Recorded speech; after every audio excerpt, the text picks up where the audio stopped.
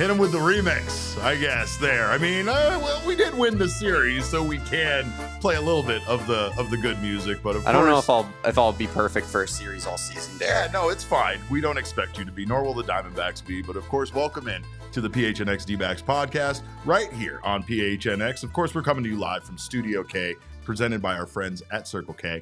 Head over to any Circle K Arizona location where you can get any size Polar Pop or Froster for just 79 cents now through September 3rd. Well, the Arizona Diamondbacks dropped the series finale to the San Francisco Giants by a count of 9-3.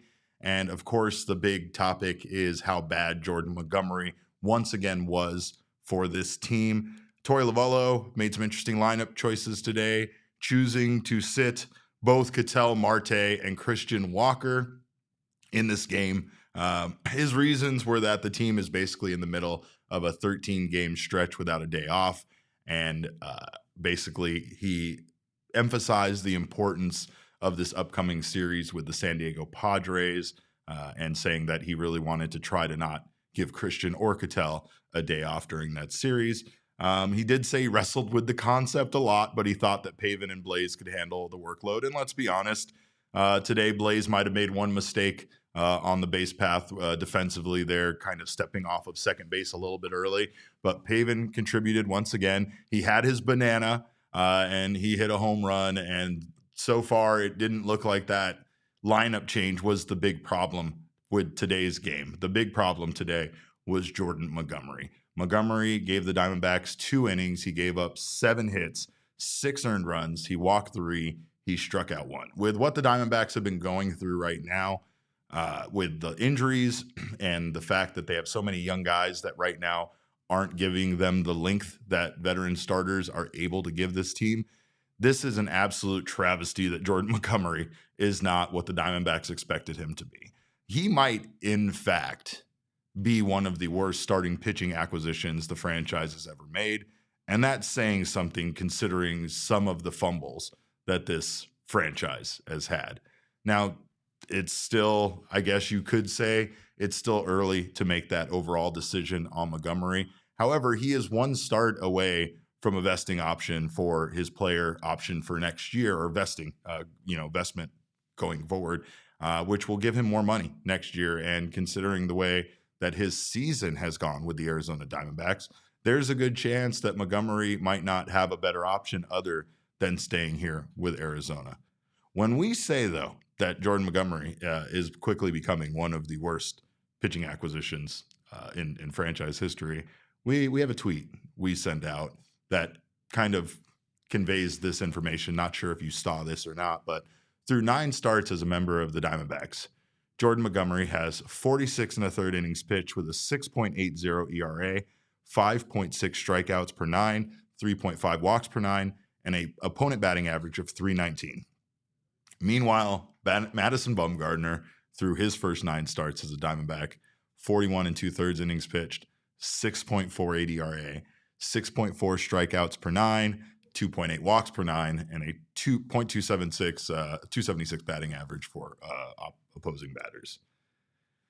Oh boy, Damon, I need you to say something nice or encouraging or just make me happy briefly. I don't know. I need to. This is not good. No, it's not good at all. And obviously, all of those stats pretty much are worse than Madison Bumgarner. Mm-hmm. But Jacob and I were talking about it a little bit when I got into the office here, and we still think that he'll be decent. Like, he'll figure it out eventually. He didn't really have a spring training. You can cope with that a little bit. That doesn't move you at all? I will say that there is something obviously at times to, you can blame on the slow start, right? You could blame on the weird offseason he had. You might even say that, there's a tremendous amount of disappointment in his camp with the way everything has gone. Maybe even being here in Arizona is a disappointment for him. However, if he is still playing for that contract, if he is still trying to either extend his stay here in Arizona or get the contract that he thought he was going to get this offseason, that's not happening with the way he's pitching. Now, I do believe Jordan Montgomery has the ability to turn things around. When you look at the way last year went for him, he didn't have a great first half, but he really picked up in the second half. I think we have seen some starts from Jordan Montgomery that show he's a capable starting pitcher and is exactly what the Diamondbacks were looking for out of him. The fact is that he wasn't landing his breaking stuff today. I mean, the amount of misses that he had, like I could see them from the press box. It was very apparent how much he was missing with his off-speed stuff. And frankly, his fastball isn't very good, and he had to rely on it entirely too much. So I think that really the key here is that when you watch Jordan Montgomery pitch, it's almost like you need to go over, grab him by the shoulders, and just move him over like a half an inch. Like, there you go, buddy. You're now throw. Maybe you won't miss on arm side so often, but it was a frustrating, it's frustrating to watch him struggle because eventually he gets to a point where he does kind of have to abandon his breaking stuff, which is really the only way that he's effective. But today, I mean, games like today in his last outing, they have really just put the Diamondbacks in a really bad position. I mean, worse than the younger players that they're calling up from the minors to fill in for these guys that are currently injured and missing. I think that's the worst part about it, right? Like the Diamondbacks need some length at some point outside of Brandon Pfaadt. Ryan Nelson was able to give them a career best 7 2/3, but most likely isn't going to be able to go out there and give them that every single, outing. It's just not the way that his pitch arsenal is going to allow him to do that. I mean, he could still have those outings, but I'll tell you right now, it's just a huge disappointment. And I think that the thing that sucks is like everybody needs Jordan Montgomery to be good right now. The team desperately needs him to be good. Torey desperately needs him to be good to help him save the bullpen arms and to save, this starting rotation, to have some sort of veteran presence here with all of these young guys, including Brandon Pfaadt, who we often forget is still very young himself. I think the front office needs Jordan Montgomery to be good so that they can validate, they're spending the extra money that they spent to bring him in. But most importantly, going back to what I was saying, Montgomery needs to be good, and this is one of those things that right now, this is his 9th start, his 10th start. He gets vested at $20 million for next year. And then if he makes more starts for this team, there's more money coming his way. That's great for him for next season if he decides to stay with this team and take up that player option. And that is looking potentially more and more likely as the season progresses. However, it's not what he wants, right? He wants to get that big contract at this point of his career when he's at the age that he's at that gives him at least a little bit longer term stability with a team than he has right now with the Diamondbacks. You saw it in his intro press conference, right? Where he looked very disappointed when they were like, "Oh yeah, you ever think you were going to be here?" And he was like, "No." Like you could tell he didn't want to be a Diamondback necessarily. So I think that as things trend right now, he is probably going to pick up that option for next year. But you're right. He really does not want to pick that up, in my opinion, at least. I mean, he just isn't really going to have any other choice. No one's going to pay him anything close to that if he keeps pitching like this. Yeah. He got 6 whiffs on his curveball today, but again, he only threw 8 fastballs, and a lot of them were very bad, and they were hit very hard. Jordan Montgomery, again, I think that this is one of those situations where it's not like a guy that's, he's getting paid a lot of money this year, but this isn't a situation he wants to be in, nor is this the contract that he wants. So he has to figure a way out of it at this point. Hopefully Strom and the team can help him, pitch his way out of it. We have a couple of guys right now that the Diamondbacks have tendered contracts to this offseason that aren't performing, including, Eugenio Suarez. And I don't know how much the Diamondbacks this year are willing to make those cuts and those sacrifices that they made last year. But we haven't seen over the last 14 months this team shy away from making those tough decisions at times when they do have other guys available. Like Jordan Montgomery, that's not an option really for when it comes to how much he's getting paid, and I doubt it's an option for Geno. However, again, we talked yesterday about the team might need to pick up some of his contract in order to trade him at the trade deadline, and who knows if he's even going to have any value at that point. So far, the additions that the team tried to make during this offseason haven't been that great. But Kevin Newman, he's still pretty, like, the value picks the Diamondbacks got were great. So like there's some great value in the value picks, but the guys that they spent a lot of money on aren't working out so great so far.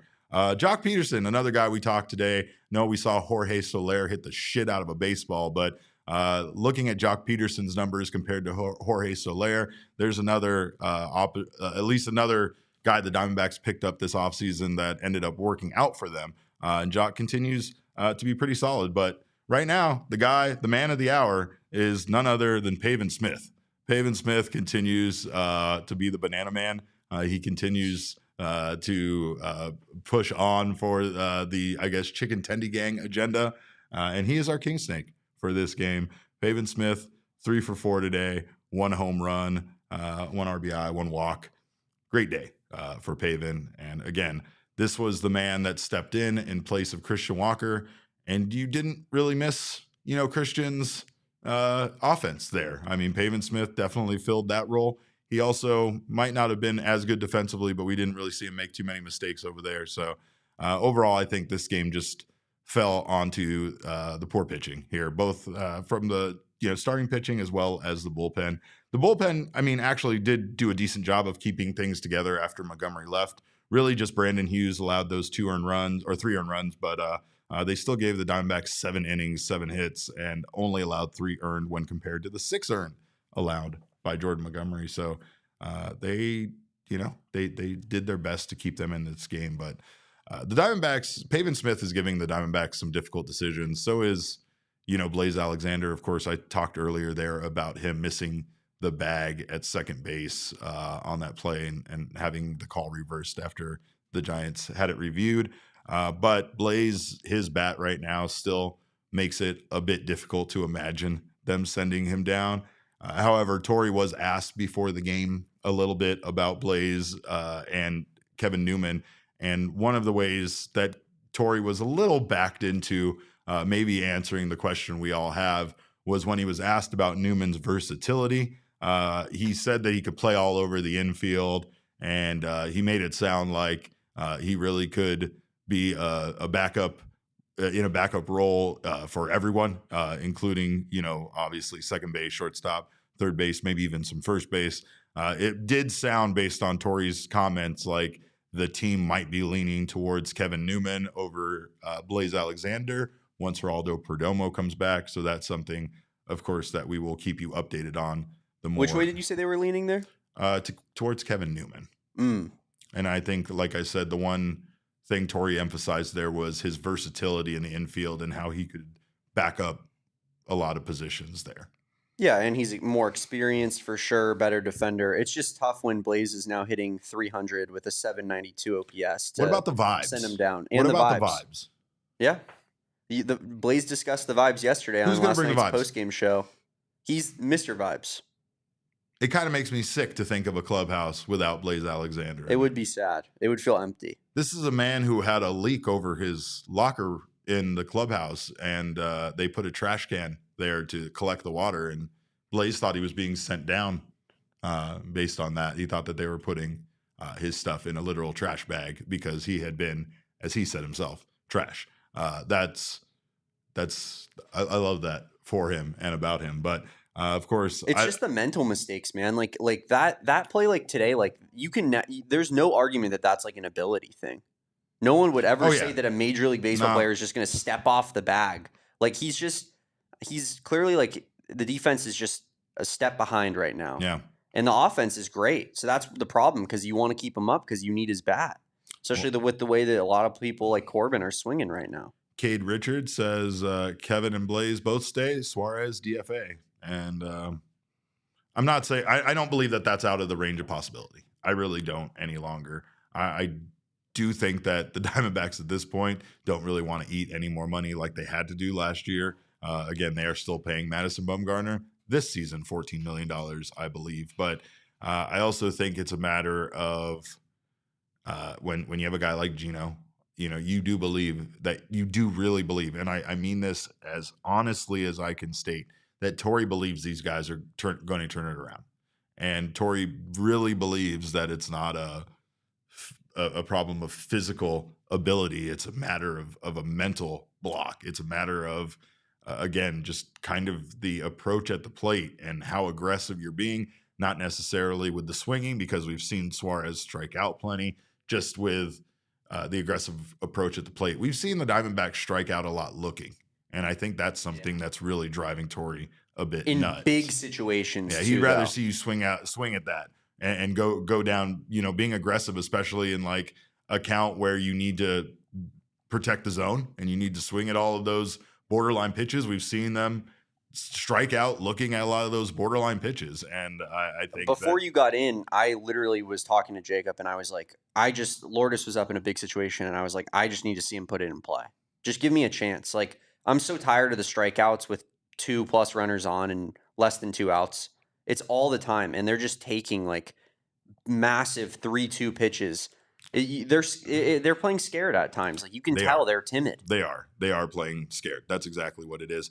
I also want to say something about Gino in his defense, though. This game probably would have been way more out of hand had it not been for the way he handled things defensively, especially in that inning where the Giants had bases loaded, no outs, and the Diamondbacks somehow got out of it without allowing a single run, right? This game at 9-3 is pretty much a blowout, but it could have been much worse for this team.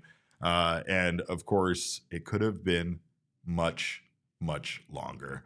And I think right now I am ready to throw some shade at 3-hour and 30-minute baseball games. Damon, I need some loud music and maybe some sort of fire effects.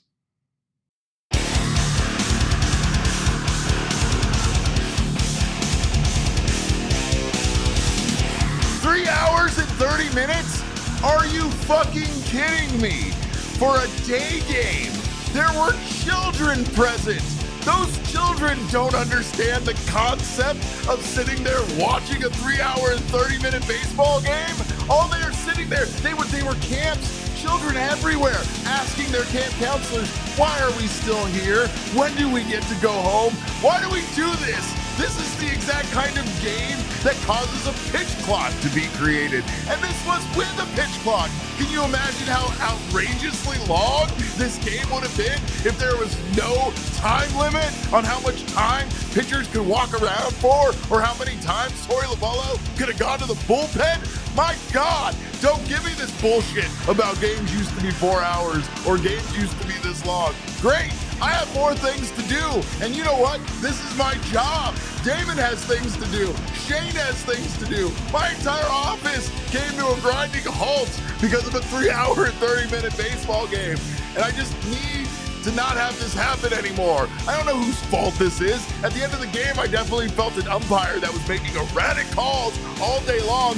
Could have been given some more strikes on the border just to get this shit over with. So I don't know what happened here, but I blame everybody involved. I blame the game of baseball. I blame the sun for making me so angry on this 110-degree day. And mostly, I blame you, home plate umpire, that I don't know your name, and I'm not going to put you on blast at this moment simply because you were calling the game as you thought you should. You need to get shit over with. It was 9-3. Let's keep it moving here, all right? That's all I got. I'm done now. I feel better. Thank you. And thank you to Shady Rays, of course, for providing us with wonderful sunglasses. You can get ready for the summer, which is here, and it's hot, and the sun is out all day. The sun's just, it's 9 o'clock at night. You go outside, the sun's still outside, just again, trying to kill you. That's what the sun's trying to do. So make sure you battle the sun with a independent sunglass company that offers a world-class product. Of course, they have hundreds of options to choose from. You're definitely going to find a pair to fit your face and a pair you love. Right now, of course, you can get down on their ability, if you do shop online, to either exchange them for a new pair if you do not love your Shady Rays, or you can get your money back worry-free within 30 days. They also have their broken and lost replacement plan, which is insane. And they tell me that, of course, if you lose or break your Shady Rays, even on day one, you can get yourself a brand new pair. No questions asked. So make sure to go with a sunglass company that offers you a guarantee like that, offers you a world-class product. Exclusively for our listeners, Shady Rays is giving out their best deal of the season. Head to shadyrays.com and use code PHNX for 35% off polarized sunglasses. Try for yourself the shades rated 5 stars by over 300,000 people. And get yourself polarized sunglasses if you live in Arizona. You need them. You need them. It's going to make your screen look weird sometimes when you look at it, but you know, it's a must. It's a must. We thank you guys, of course, for being here in the PHNX Sports YouTube channel. If you haven't subscribed to the channel yet, make sure to do so now. Sign up for notifications. That way you don't miss whenever our wonderful shows go live. You can, of course, drop us a like. We love when you do that. We also love it when you listen on the audio podcasting side because we love our listeners. Of course, make sure you're subscribed on your favorite audio podcasting app. Leave us a review. Those 5-star reviews definitely help us out quite a bit. Also, check out Game Time because Game Time is the best way to get tickets for all sorts of events last minute, including concerts and sports. When you don't know if you want to go to that sporting event, a friend of mine's going to San Diego this weekend. He didn't even know the Diamondbacks were playing there. I told him, day of the game, hop on Game Time. Is your friend Anthony Totri? No. Because I told him the same damn thing. Did you? Yes. Totri's going to San Diego this weekend, and I said, Gotta hey, go buddy, to why Petco. don't you stop over at Petco, support the Snakes a little bit, hit up the Game Time app, promo code PHNX. That's right. And you can save up to 60% off by buying last minute. You can also save even more with last minute ticket deals in the app exclusively, especially if you don't care where you sit. You can pick a section and they'll pick your seat and give you even a bigger discount. You also get to see what your view is like from that seat, so you know if you actually want it or not.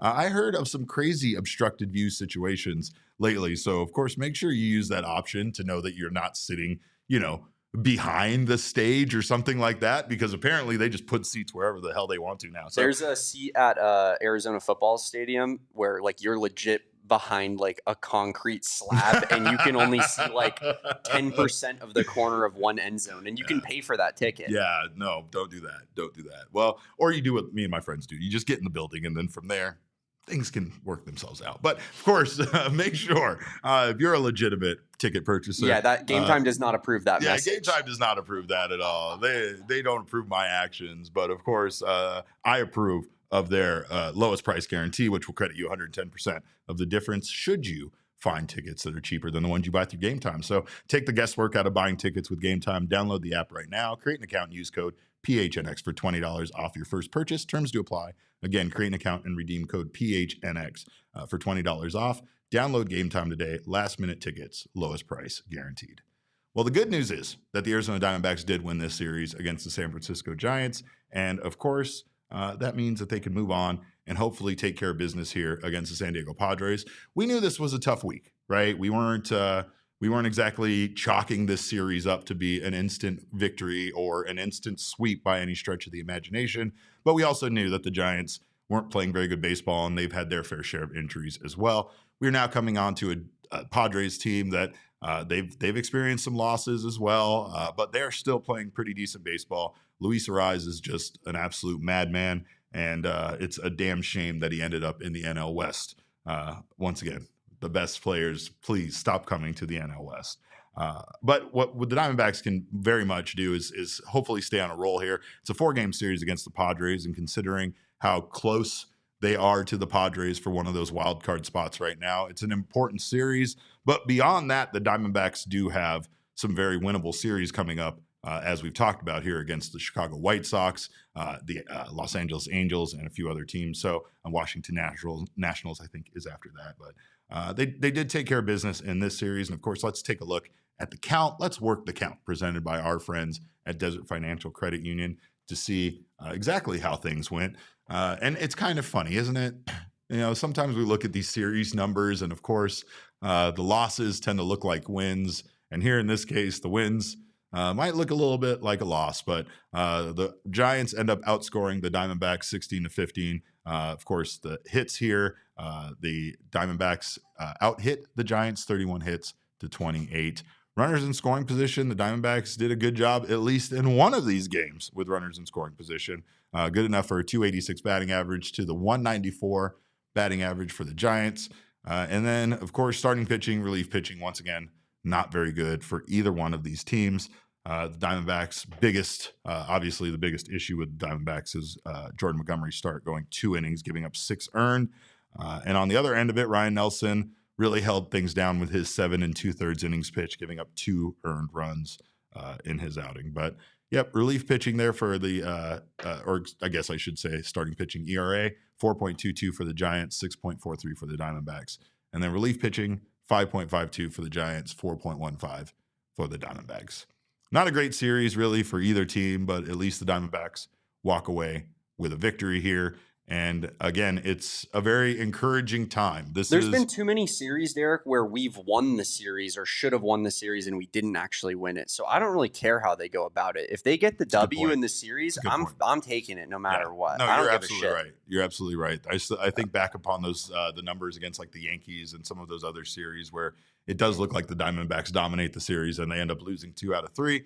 This is finally a case where, hey, whatever, we'll take the win. And honestly, this was a really big win for them. It's at a really good time, and hopefully, like we said, we haven't really seen it up to this point. This is probably the first time. This 4-game winning streak that ends today was probably the first time that we saw the Diamondbacks actually, have some of that offense carry over. Started in the loss against the Mets in Game 2 of that series, and kind of got things kickstarted, and we saw them put up some numbers today. 3 runs, 3 runs not enough, and of course, we will hopefully see the Diamondbacks put up some bigger numbers here against the Padres in San Diego. They'll need Lawrence to. makes a good point here that we have. I don't know how we've gotten this far into the show and haven't talked about it yet, but he told you to clean up that scruff on your face and said that you may hold some responsibility for that loss today. I mean, look, I'm not going to by any means skirt responsibility here, but I'm going to say a mustache sounds like it is different than a beard. Am I not wrong? I mean, is a beard not all like I don't know. Would you say like a motorcycle is half of a car, or would you say it's a different thing? I'm just asking. I just need some clarification. I will shave my face tonight. I promise you. We'll see a clean shaven Derek but if tomorrow. you were like, hey, I can't drive my car. I'm not allowed to right now. My license is suspended. And then you were like, but I'm gonna drive my motorcycle. Okay, like that's I don't know that works like that. What? When you say it that way, it's my own analogy being used against me, and you might be right. You might be right. Of course, I don't know. I really don't know. But we will have Jesse joining us here from Chase Field shortly. But of course, if we until then, I did want to talk a little bit about All-Star voting because All-Star voting began today. And I wanted to first get Damon's thoughts on voting for actual All-Stars versus just voting for every player on your team. What are we doing here? I feel like I always do it within reason. So my play is always like I go after all the people on my team that I think have a slight chance of maybe making it. And I vote for all of them. So like I'll end up voting for like 5-6 D-back starters just because I'm trying to like get every single one of our guys that has a shot in. Sure. And then I'll vote like just the best players in baseball to kind of round it out. That's always how I've done it. Like majority my favorite team / players, and then kind of round it out with just like the Acuñas and stuff. Not this year, but in general. I like Torey's honesty today. He was asked about his all-star picks, and he gave very managerial answers. Let's go ahead and see what Torey had to say today in regards to his selections for the All-Star game. Every single one of them. Every single one of them. Man, there's some clear front runners for me on this ball club. Cattell is a clear front runner. Christian Walker is a clear front runner. Let me go go around, walking around the field here right now.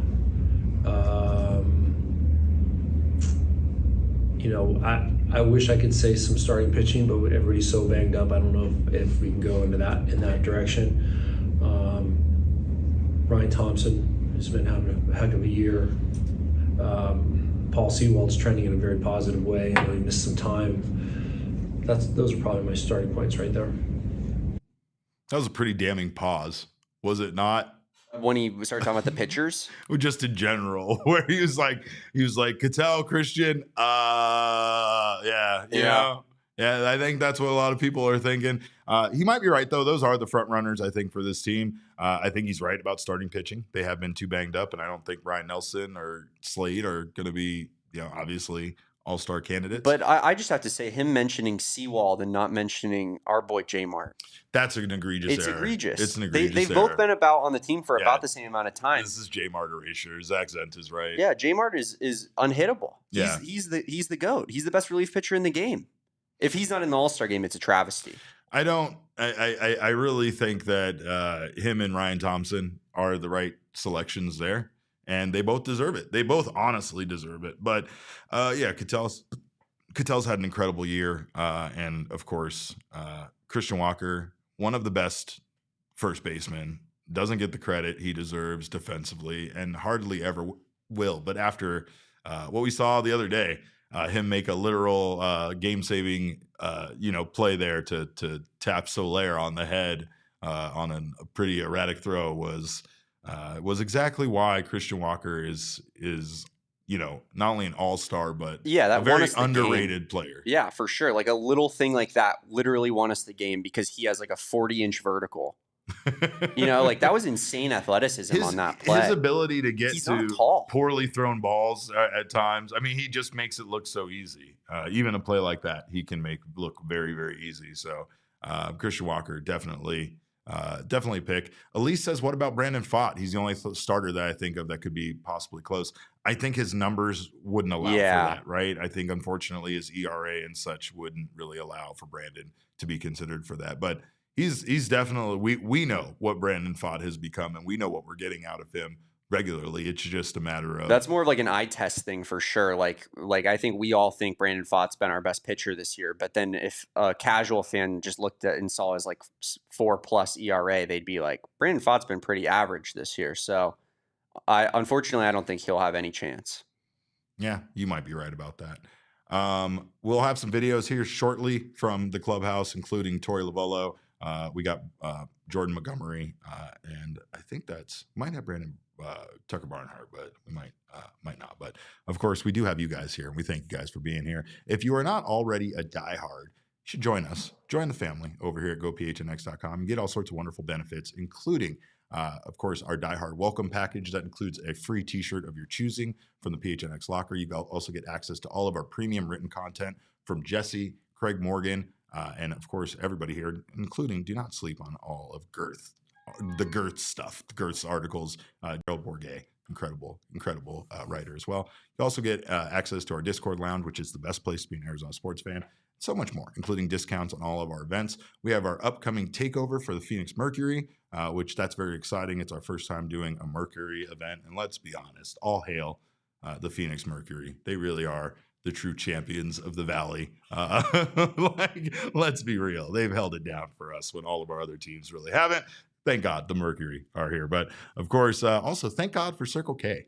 Big shout out to Circle K, of course, for not only sponsoring Studio K that I'm sitting in right now, but also for being America's thirst stop. Again, I've talked about it. Lindsay Smith and I have both contractually required that a Polar Pop machine be added to this room. I think we're still in negotiations about that. I think we have to do like 3 extra shows a week, but I think that's worth it. Of course, that's because we love Polar Pops. And right now, you can get any size Polar Pop for 79 cents through September 3rd. You can also join their Inner Circle for free by downloading the Circle K app today. Terms and conditions apply at participating locations. Visit CircleK.com for details. But you will get things like free Polar Pops once you become part of the Inner Circle. You also save 25 cents off per gallon on your first 5 fill-ups and get so many discounts in the app that you just won't believe it. So make sure to join the Inner Circle for free today. You can also become a premium member and you will save 5 cents off per gallon every day after that 25 cents runs out. Also, make sure to check out Illegal Pete's. Illegal Pete's right now it might be a little too hot already for patio season, but you can still sit inside the wonderful Illegal Pete's and enjoy Arizona's strongest margaritas, as well as the reverse nachos, the tacos, burritos, salads, and everything else that Illegal Pete's has to offer. They have a full bar with custom cocktails and beers. A great place for happy hour, great place for any time, great place to go see a little Damon action, because Damon Dog's doghouse is there. He officially lives at Illegal Pete's. And Illegal Pete's is here to bring you a win with their legendary sound check deal. You can bring in your ticket stub from any ticketed event and get a draft beer or house margarita for just a penny. Illegal Pete's wants to celebrate with you, whether it's a pregame or postgame party. They got you covered on all your game day needs. Must purchase an adult entree to redeem Illegal Pete's sound check deal. Illegal Pete's, your go-to spot for burritos, buddies, beers, and Damon. And now we're going to give you a little taste of the one and only Thunderstick, Jesse Friedman. We are being joined by my vice mayor from Chase Field. And Jesse, we have talked about it a bit, but Jordan Montgomery obviously had an awful day. And we've already talked about having buyer's remorse, but I would really like to return this item to the store now, sir. I think it's broken. I think Jesse might be broken. Speaking of broken, I think I might be broken. Can you guys actually hear me right now? A little bit. We can hear you a little bit. Yeah, it's just super delayed. Yeah. Video's not great. Yeah. That's unfortunate. Yeah. Well, maybe I hop out and hop back. Yeah. Let's give that a try. Yeah. We'll have Jesse come back because, of course, we don't want that version of Jesse. I have something that we kind of missed on that I wanted to mention real quick. We were talking about the All-Star conversation. Yeah. How crazy is it that Ketel Marte is a one-time All-Star? Doesn't that feel like disrespectful to him? Yes. If he's going to end his career as like a two-time All-Star, like the dude plays second base. He's a better hitter than almost every second baseman in baseball, maybe other than like Ozzie Albies over the last so many years. So injuries have held him back. Obviously, true, we know that. It just we hurts. know the center field experiment. Obviously, I mean, I feel like that's a big impact, right? Like we talked about, not only was he not good in center field, but we wonder how much of those injuries that he had was caused by his play in center field. So I mean, again, changing his position definitely impacted the number of All-Star appearances that he had. But I mean, Ketel, we know what Ketel is, and Ketel this year has been incredible. He really should be a front runner for the All-Star game, but we'll see. We'll see if once again he gets that credit. I think his hitting streak in the playoffs last year definitely helps. You know, people know who he is, and then you see him doing it again this year. It's hard. Him not making it last year was pretty egregious. Like we said it at the time, but I mean, 276, 358, 485 slash line last year for him. 25 bombs, 82 RBI. Yeah, but multiple second basemen can make it. Like I just don't. He definitely should have been on the team last year. Yeah. Well, of course, let's give Jesse a try again. Is his internet better? Looks better. Oh yeah. I don't know. Are we better? Yeah, is this better? Look great. Yeah, it's the one and only Thunderstick Jesse Friedman. Great shot. I'm sure the building is hot right now, but one thing that wasn't hot today was Jordan Montgomery's start, Jesse. Let's talk about Monty really being a problem now for this starting rotation. It's not great, Derek. A 6.80 ERA on the season at this point. I mean, you think about the Diamondbacks. This is sort of a crazy thought, but you think about the Diamondbacks having Montgomery on the books for $25 million this year. The money they're paying to Eduardo Rodriguez this season. Technically, Madison Bumgarner, his last year's salary was this season. The Diamondbacks are paying a whole lot of money out to three starting pitchers that one of them has already, is long gone from the organization in Bumgarner. Eduardo Rodriguez has yet to throw a pitch, and Jordan Montgomery has an ERA of nearly 7. And that just feels like the nature of what's happened when the Diamondbacks have gone out and tried to acquire big name starting pitchers. It just hasn't really worked very well for them, going all the way back to, the Shelby Miller trade and how much he really struggled the moment he arrived in Arizona. Greinke, I guess, is sort of the exception there. He wasn't great in his first season with the D-backs, but obviously turned things around after that and was a pretty solid pitcher for them. But yeah, it's tough. I mean, the D-backs went out, they spent money, they did the thing. They got a lot of respect from around the league, and it just hasn't really panned out so far. What do they do here? I mean, at this point, I feel like the only option is to continue to let Montgomery try to figure a way out of this and coach him out of it and hope that he can be the pitcher that he was last year, because he should be able to figure that out. In theory, this is kind of like what we've said with a few guys at the plate this year. Like you hope to see him turn it around, or you at least hope to see an improvement, especially after Montgomery's last start. And now here we sit at an even worse start than the last time he was on the mound for this team. Yeah, I mean, it was 8 runs the last time, right? In 4 innings, I want to say. Today, 2+ innings, 6 runs. The grand slam, obviously, for Wilmer Flores. He threw quite a few pitches in that 3rd inning. I believe 27 of them he was not able to record an out.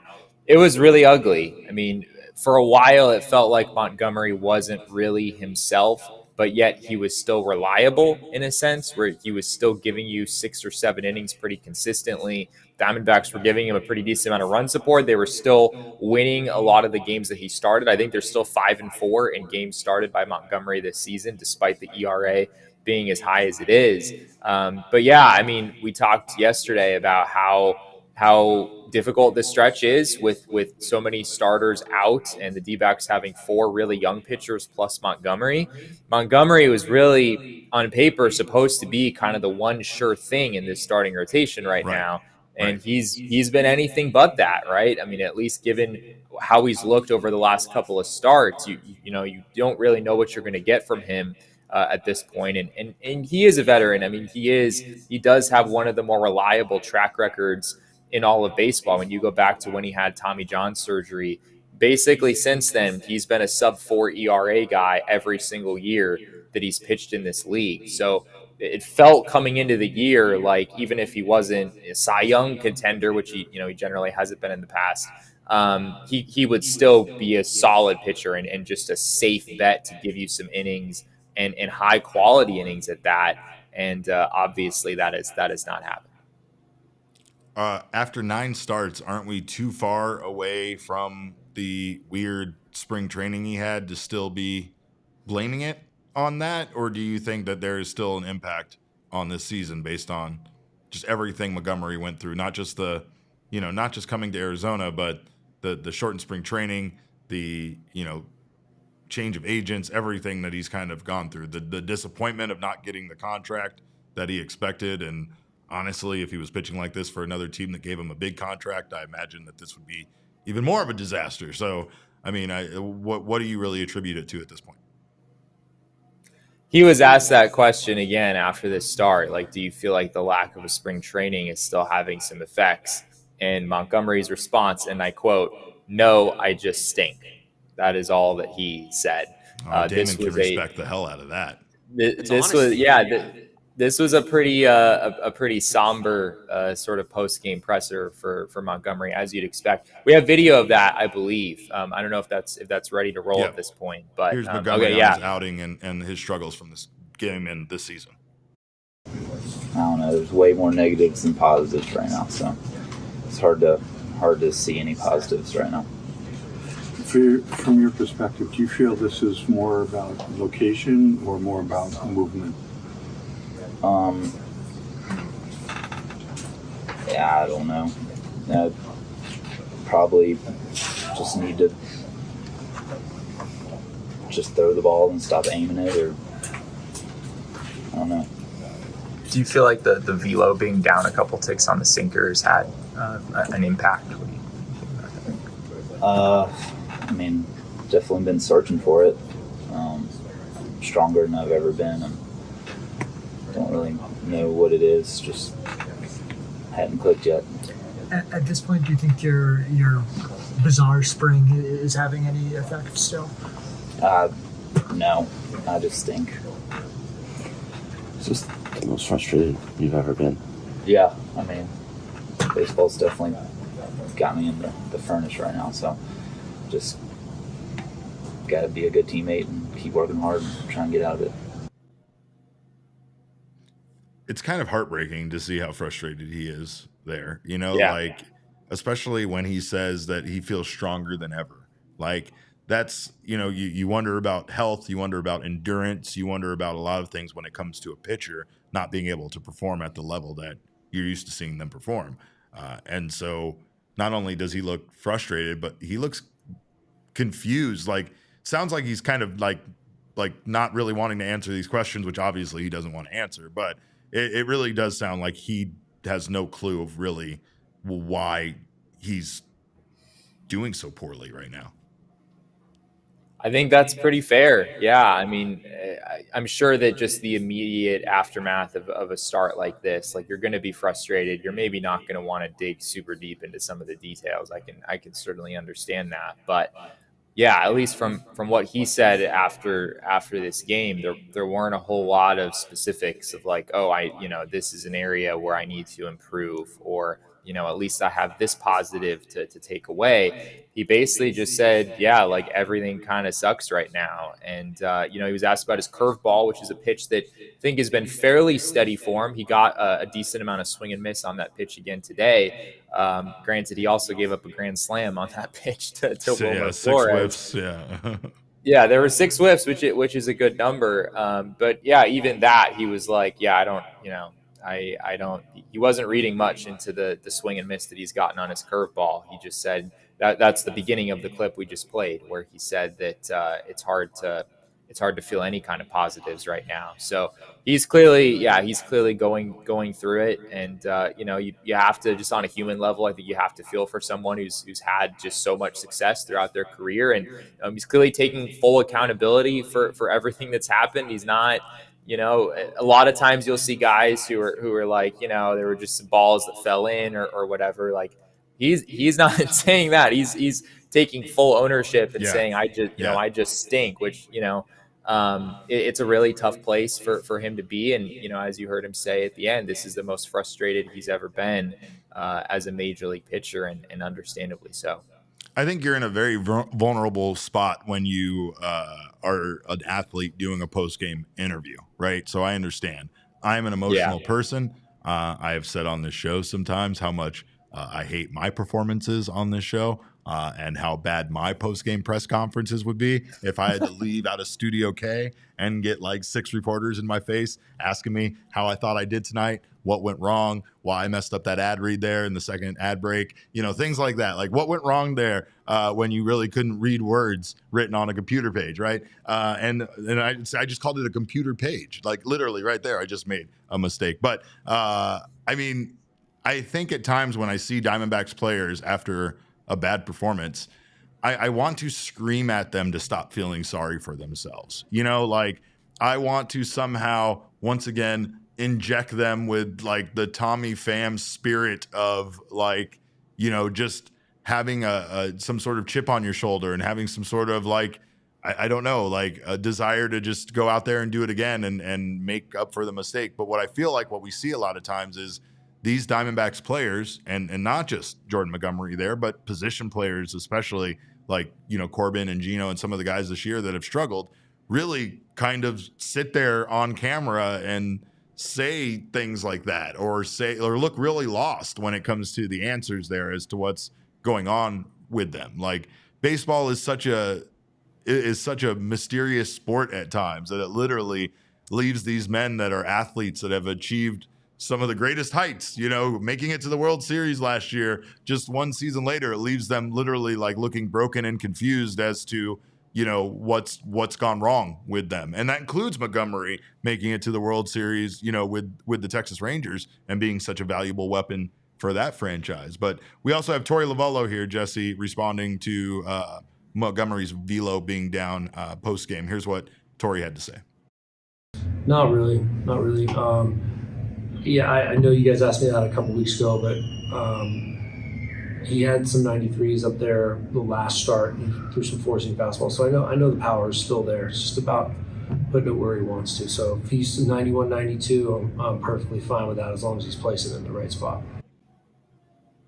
The general consensus just seems to be right now that Jordan Montgomery isn't really getting the pitches where he wants to get them. And we definitely saw that with his breaking stuff today. He was missing in the same spot a lot, and we just saw him not be able to get the stuff he wanted to get in the zone.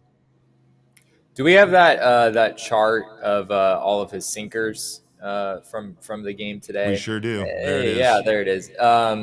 So yeah, this is the location of every sinker that Montgomery threw in this game, and generally a sinker is a pitch that moves down. It is a pitch that you want to locate down in the strike zone. Right. So that means there's a lot of misses here, even though there's a decent number of pitches in the zone. There's a lot of sinkers here that are in the top half of the strike zone. Like, none of them should be belt high or higher, right? Is that essentially the thought process here?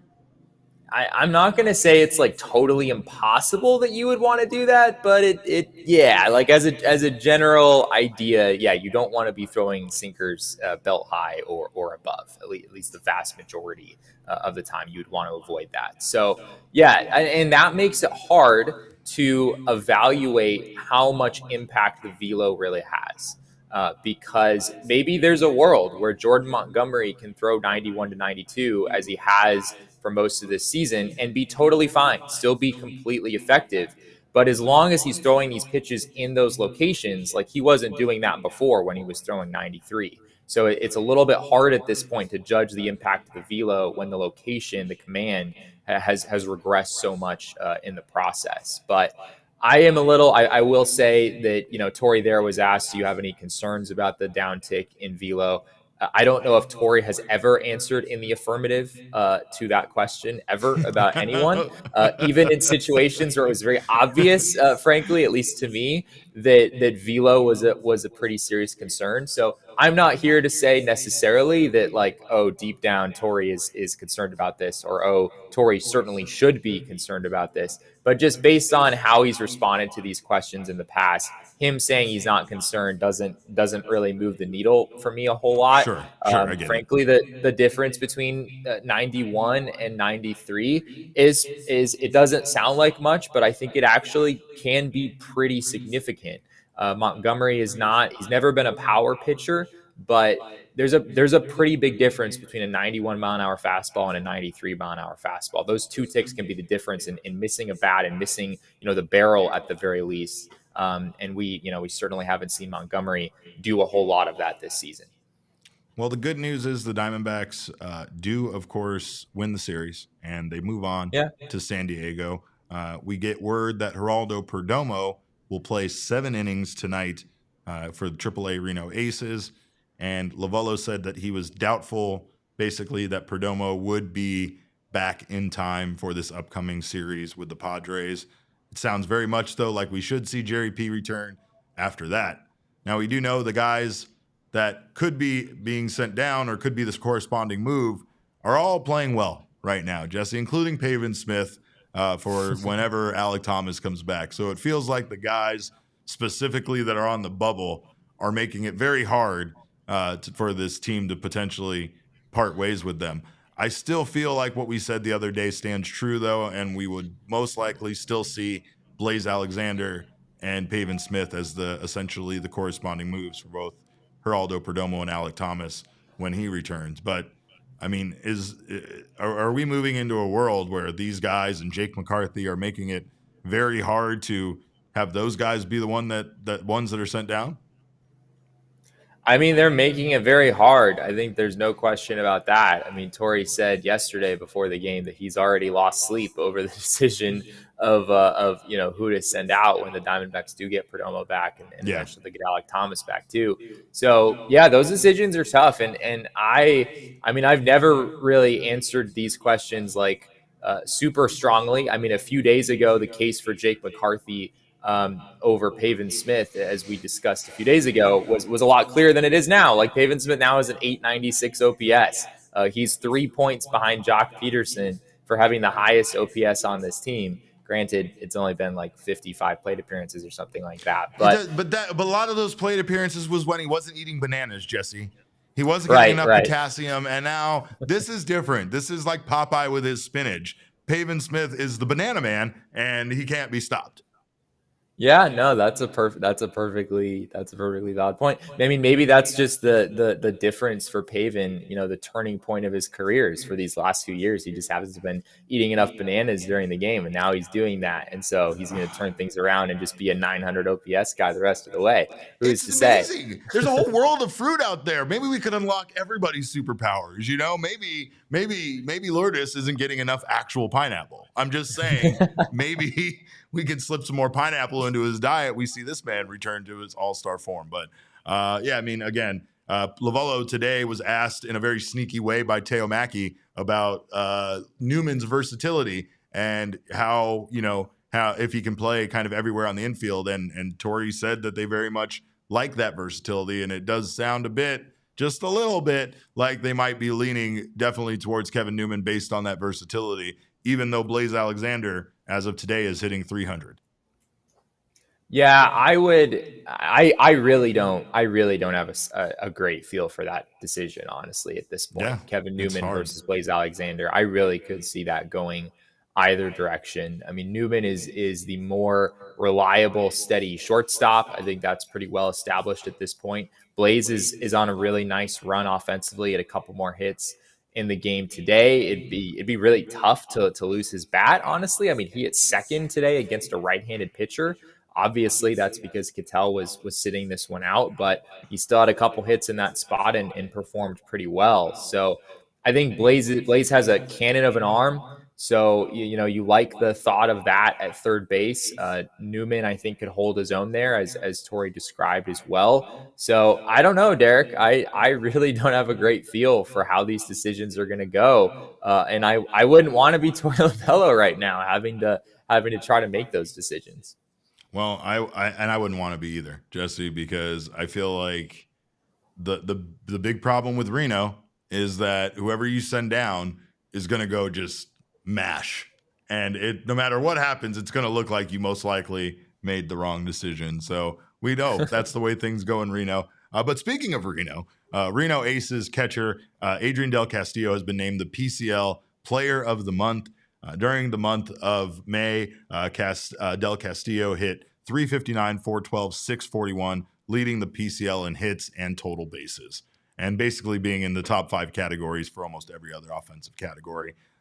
He's lighting the league on fire, Jesse. And I just have to ask, since Tucker Barnhart hasn't gotten a hit since May 7th, when could we possibly see Del Castillo at a major league level? Should have been yesterday.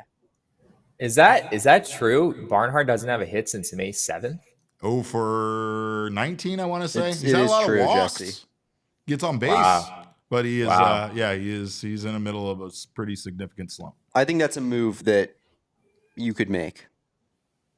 I just know that the Diamondbacks value the experience that a guy like Tucker Barnhart has. I mean, I don't think he's an extraordinarily great defensive catcher at this stage in his career. We didn't really expect that coming into the year either, based on his past metrics. But I guess there's just kind of a steadiness with him and the relationships that he's built with these pitchers. It's tough calling up a catcher midseason is just different than calling up really anything else, because that catcher has, if you're bringing up Del Castillo for his bat, like, that's great, but he's going to have a whole lot more than that on his plate, having to get to know every single pitcher that the Diamondbacks have at the big league level. So it's easier said than done, but Del Castillo, as you were saying earlier, like, those numbers, he's doing the thing. Like, he has been every bit the hitter that you could have hoped he would be this season. And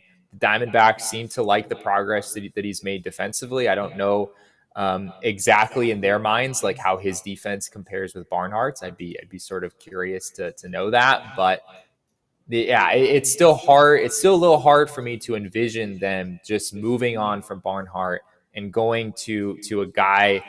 Not only is it going to be a tall task for him to catch all these pitchers, but adjusting to the majors from a hitting standpoint is also a tall ask. So it'd be a lot for him to handle. I'm not so sure how they would view that.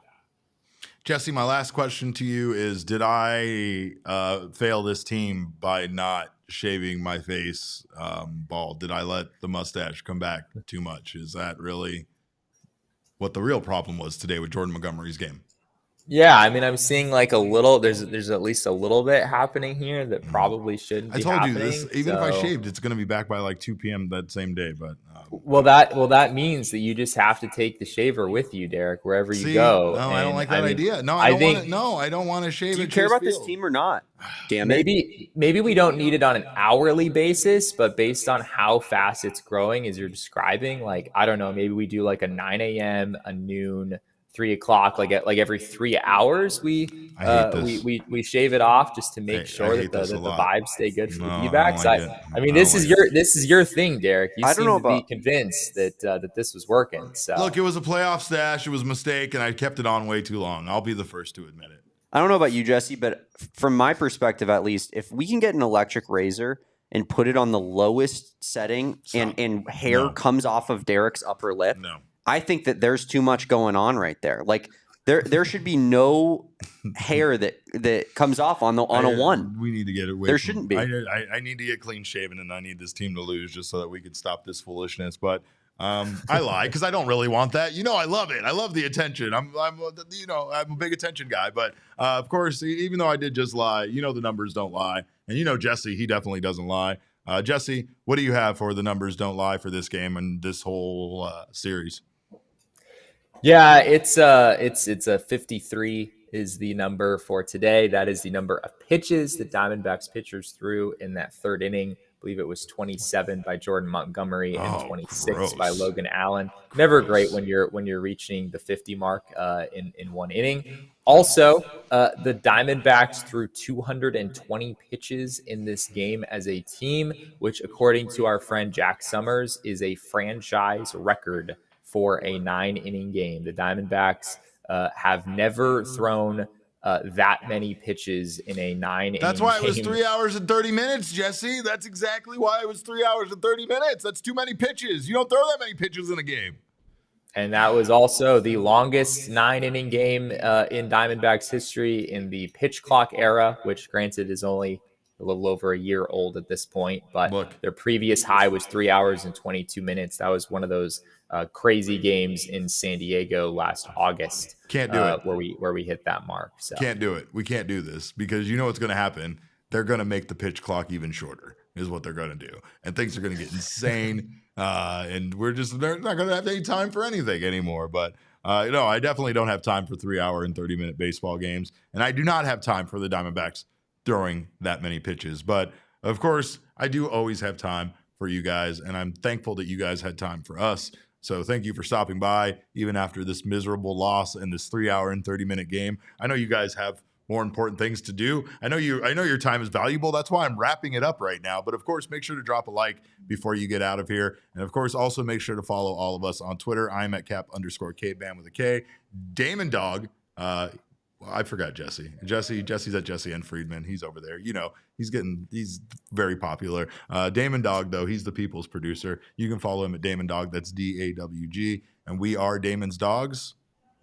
Bark. All right, there we go. All right. Our show's at PHNX_D-backs, but of course, all roads do lead to @PHNX_sports on Twitter, Instagram, and Facebook. We thank you again so much for your time. We appreciate you guys stopping by. We'll be back tomorrow with another post-game show. We're giving you 5 these guys figured out how to get 5 post-game shows out of me, and I'm furious about it. But we are giving you 5 post-game shows this week. Jesse will be in San Diego for the series with the Padres, so make sure to come back here after tomorrow's game, and we will have you covered with your whole post-game smorgasbord here right on the PHNX network. But of course, again, we thank you guys so much for stopping by. We appreciate your time. We value your time, and we will see you tomorrow. In the meantime, have a great night. And remember, kids, baseball is fun, but it's so much more fun when you spend a lot of money on a starting pitcher and he actually does the goddamn thing for you.